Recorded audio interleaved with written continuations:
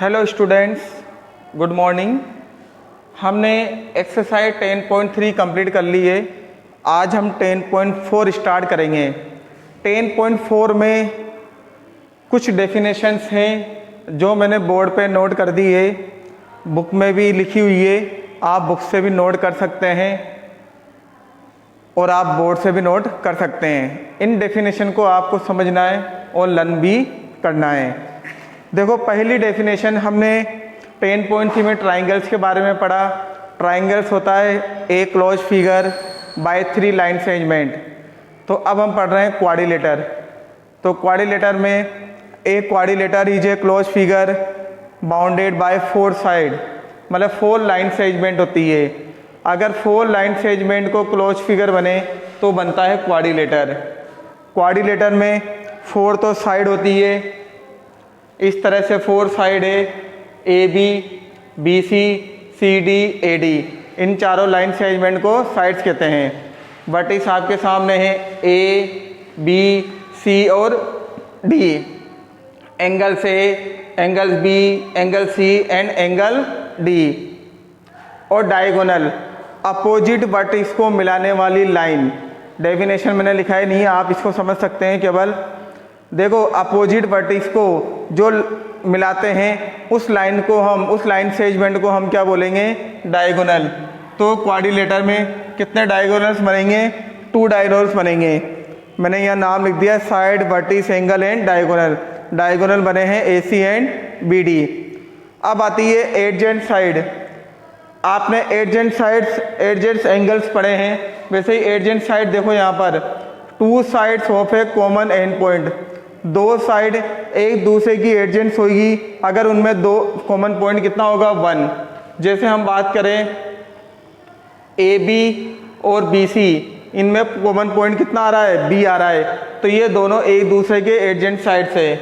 ऐसे ही आप B C और सी डी लिख सकते हैं, क्योंकि सी कॉमन पॉइंट आ गया। ए डी और D C, D common point. A D और A B, A common point. अब अपोजिट साइड क्या होती है? अपोजिट अपने जस्ट सामने, उसे बोलेंगे अपोजिट। तो ए बी के अपोजिट क्या है? C D. ए डी के अपोजिट क्या है? B C. ऐसे ही अपोजिट एंगल्स होंगे। एंगल ए के सामने क्या है? Angle C. एंगल बी के सामने क्या है? Angle D. आपको इन सारे पॉइंट्स की नॉलेज होना बहुत ज़रूरी है कि अपोजिट एंगल्स क्या होते हैं। एंगल ए के सामने एंगल सी, एंगल बी के सामने angle D. Opposite sides A B के सामने सी डी, ए डी के सामने बी सी। अब हम बात कर रहे हैं एडजेंट एंगल्स। एडजेंट एंगल यानी कि एक साइड पर जब 2 एंगल्स बने होते हैं उन्हें हम एडजेंट एंगल कहते हैं। जैसे ए बी पर क्या बना हुआ है? ए और बी। बी सी पर क्या बना हुआ है? बी और सी। ऐसे सी डी पर क्या होगा? सी और डी। ए डी पर क्या होगा? ए और डी। तो ये कहलाएंगे आपके पास एडजेंट एंगल्स। अब 2 टाइप्स के क्वाड्रिलेटर्स होते हैं।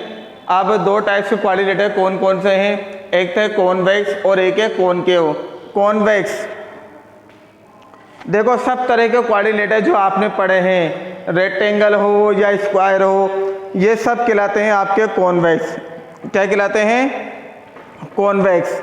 देखो, etch angle is less than 180, इसमें कोई सा भी एंगल हो वो 180 से कम होगा। और इसके अलावा point of intersection of diagonal of a convex quadrilateral lies inside, यानी कि इस तरह का जो क्वाड्रिलेटर बनता है वो कॉन्वेक्स होता है। क्यों? अगर हम इसके डायगोनल हमने ड्रॉ करें तो क्वाड्रिलेटर के अंदर आ रहे हैं। इस तरह के जो क्वाड्रिलेटर होते हैं वो कहलाते हैं कॉन्वेक्स। इनके डायगोनल कहाँ आ रहे हैं? अंदर की साइड इंटरसेक्ट कर रहे हैं। अब इसके बाद आता है कॉनकेव। इसका अपोजिट है one of the angles is more than 360, इसमें एक एंगल 360 से ज़्यादा होगा और 180 से ज़्यादा होगा। इज मोर देन 180 से ज़्यादा होगा, लेकिन 360 से क्या होगा? कम। और इसका जो डायगोनल के इंटरसेक्शन पॉइंट है वो कहाँ पर इंटरसेक्ट करेंगे?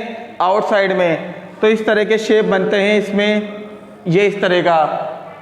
तो इसमें जब डायगोनल ड्रॉ करेंगे तो वो आउटसाइड में आएगा। अगर इस तरह से हम इंटरसेक्ट करेंगे इन दोनों पॉइंट को मिला लें, इन दोनों पॉइंट को मिला लें, तो इस तरह से आउटसाइड में आएगा इनका इंटरसेक्शन पॉइंट। तो इसके डायगोनल कहाँ करेंगे, बाहर की ओर इंटरसेक्ट करेंगे। लास्ट टॉपिक था हमारे पास कि किसी भी क्वाड्रिलेटर में ऑल एंगल का सम हमेशा 360 होता है। क्वाड्रिलेटर में 4 एंगल्स होते हैं और उन 4 एंगल का सम कितना होता है, 360 डिग्री। तो आपको याद रखना है ये पॉइंट कि the sum of all angles of a quadrilateral is 360।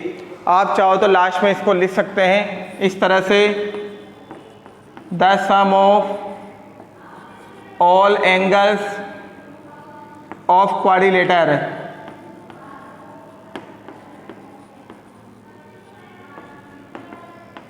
और ट्राइंगल में तीनों एंगल का सम होता है 180 डिग्री और क्वाड्रिलेटर में कितना होता है 360 डिग्री। तो इस तरह से आपको ये पूरी डेफिनेशंस एंड इनके जो भी रूल्स है उनको आपको नोट करना है और रूल्स को लर्न करना है।